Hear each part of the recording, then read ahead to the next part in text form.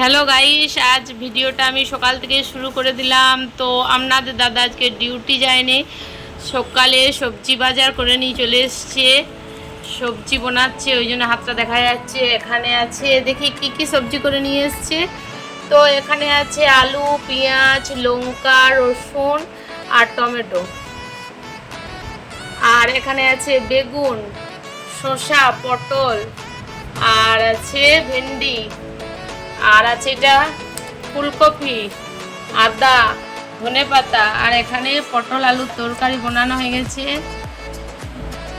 আর এখানে কাল্লা আলু পেঁয়াজ বানানো হয়েছে, এটা হবে কাল্লা আলু পেঁয়াজে ভাজা হবে, পটল আলুর তরকারি হবে।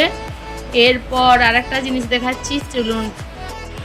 তো এখানে দেখুন আপনাদের দাদা সবজি বানাচ্ছে, রসুন পেঁয়াজ বানাচ্ছে, তাকাও।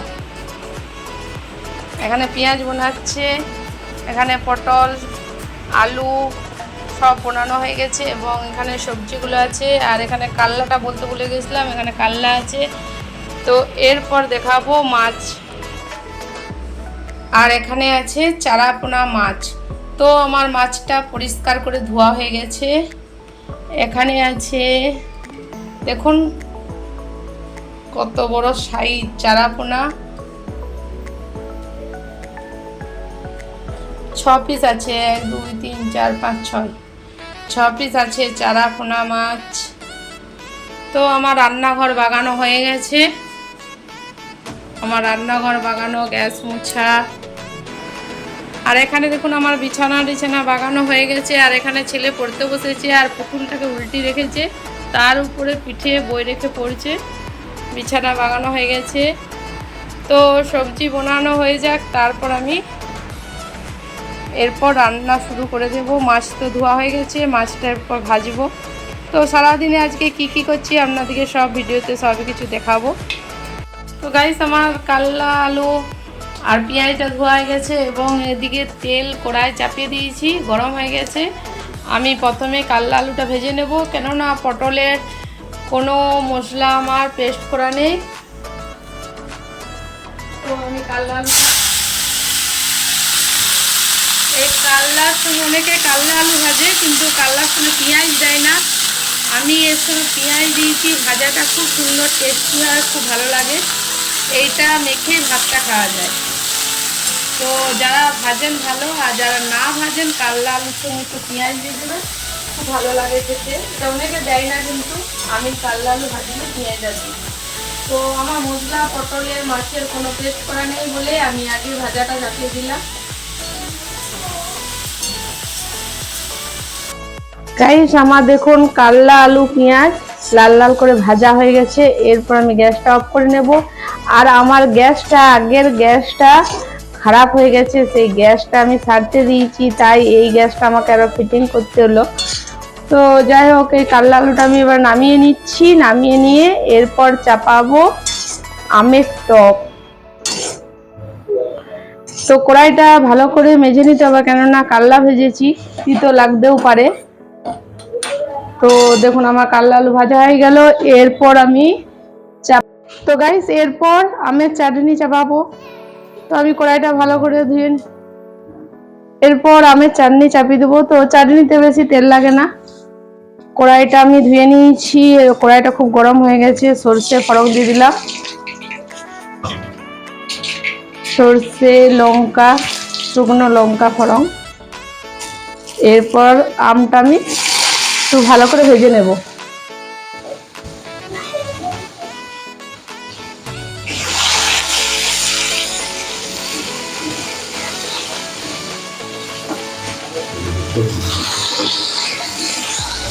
তো আমটা একটু ভালো করে ভেজে নিচ্ছি। একটু লাল লঙ্কার গুঁড়ো দিলাম, আর দিলাম নুন। তো এটা ভালো করে নেড়ে নিয়ে এরপর আমি জল দিয়ে দেবো।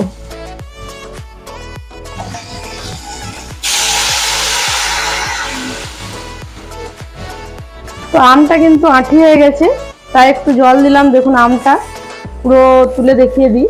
এই দেখুন আঠি হয়ে গেছে আমটা। এরপর এটা সিদ্ধ হবে, আমি এটা ঢাকা দিয়ে দিলাম এবং গ্যাসটা কমিয়ে দিলাম। তো এরপর পটল আলু তরকারি করব, তারপর মাছ করব। তো গাইস দেখুন আমার লাল লাল করে পটল আলু ভাজা হয়ে গেছে। এরপর আর এখানে আমের চাটনিটা হয়ে গেছে। তো দেখুন চাটনিটার কেমন কালার হয়েছে, আমের চাটনি হয়ে গেছে। এরপর এখানে তেল গরম হয়ে গেছে, আমি দিয়ে দেবো কালো জিরে,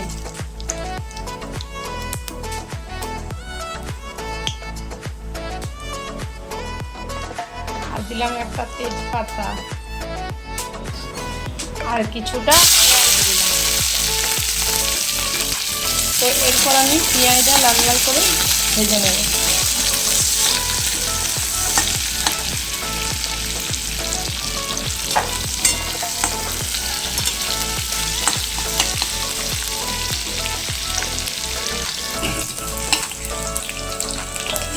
আমার পেঁয়াজটা লাল লাল করে ভাজা হয়ে গেছে। তো সবজিটা অনেকটাই আছে, আমি তাই আর একটু পেঁয়াজ দিলাম। আর এখানে মাছটা নুন হলুদ উপরে দিয়ে আছে, কিন্তু মাথা নেই। আর এইদিকে দেখুন পেঁয়াজটা হালকা ভাজা হয়েছে।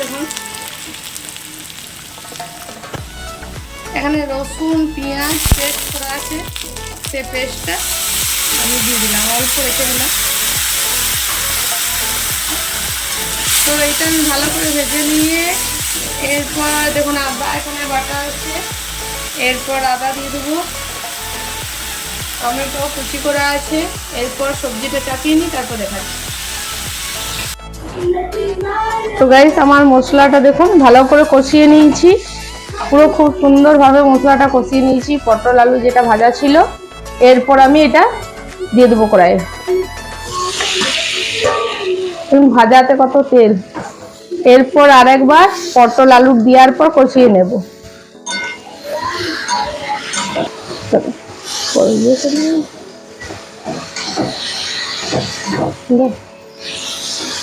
তো দেখুন আরো ভালো করে পটল আলু দিয়ে আর একটু কষিয়ে নিচ্ছি।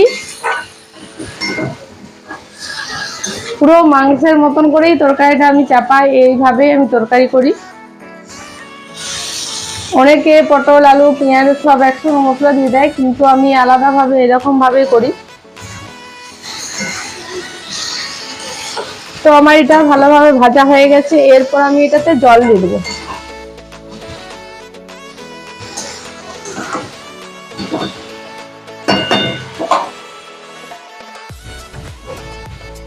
এরপর দিয়ে দেবো জল।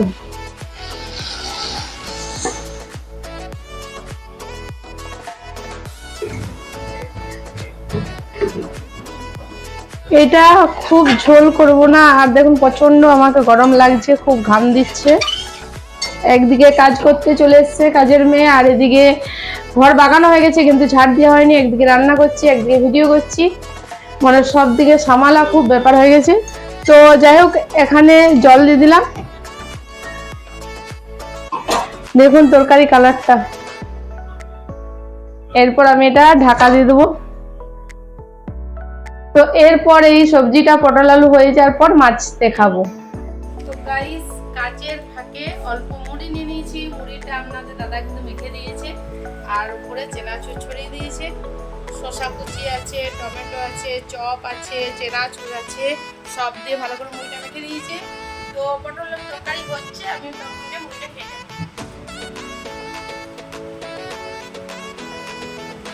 দারুণ চলছে মাখাটা,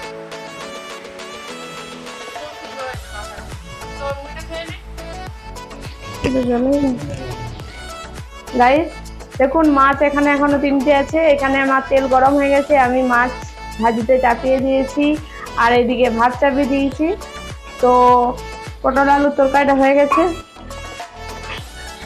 পটল আলুর তরকারি, আমের চাটনি আর কাল্লা আলু পেঁয়াজ ভাজা।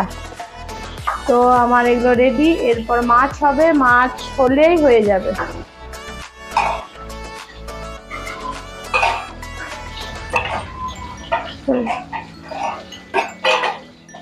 এরপর মাছ হবে, এই মাছটা ভাজবো। মাছটা ভেজে, এটা কিন্তু পেঁয়াজ রসুন দিয়ে করবো না, এটা শুধু সরষে দিয়ে করব।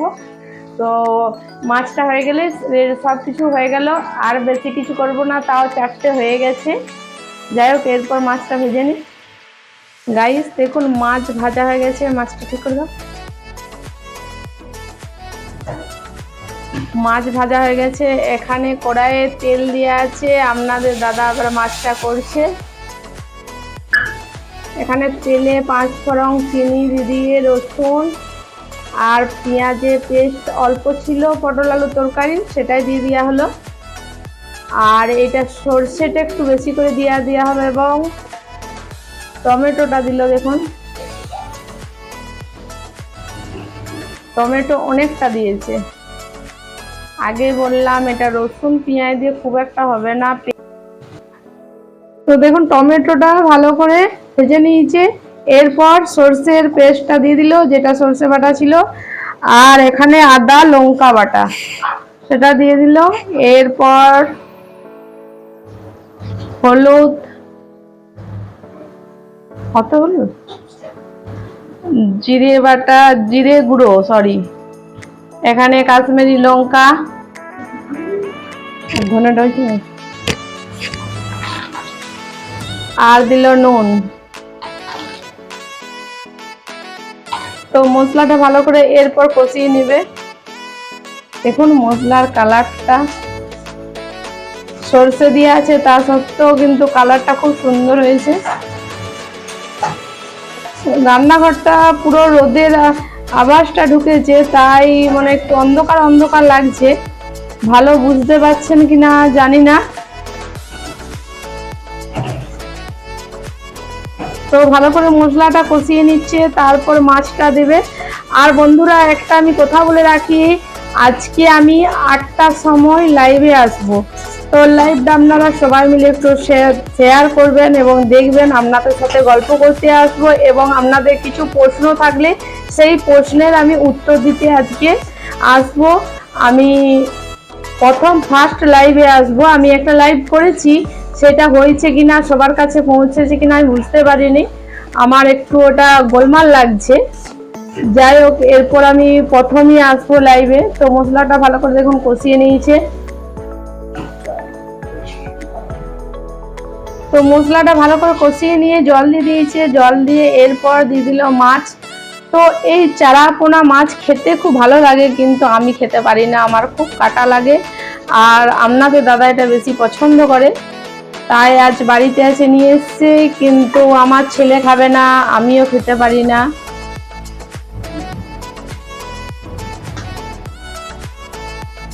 প্রচন্ড কাটা থাকে, তাই আমি খেতে পারি না, গলায় লেগে যায়।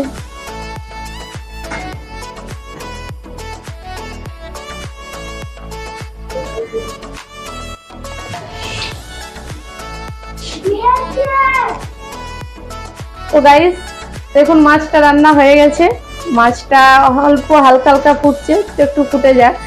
তো আমার তো আগে আমার দিকে রান্না বান্না সব দেখিয়ে দিলাম, মাছও দেখিয়ে দিলাম, ভাত এদিকে হচ্ছে। তো ভিডিওটা আমি এখানে শেষ করছি, কেননা আপনাদেরকে যে পুরো আরো ভিডিওটা দেখাবো, সেটা আমার ছেলেটা ফোনটা নেবার জন্য খুব করছে, ঝামেলা করছে। আজ শেষ পর্যন্ত আর খাওয়া দাওয়াটা দেখাতে পারছি না, রান্নাটাই দেখালাম। তো এখানে আমি ভিডিওটা শেষ করছি। অবশ্যই আপনারা লাইক কমেন্ট সাবস্ক্রাইব করবেন টুম্পা লাইফস্টাইলে। তো পরের ভিডিও নিয়ে আবার দেখা হচ্ছে, দেখি আরও কি কি ভিডিও। অবশ্যই আপনাদের বারবার বলছি, আপনারা বলুন কি ভিডিও দেখতে চান, কিছুই বলছেন না, আমিও খুঁজে পাচ্ছি না কি ভিডিও করব, তাই আমারও ভিডিও দিতে একটু লেট হয়ে যাচ্ছে। যাই হোক, ভিডিওটা এখানে শেষ করছি।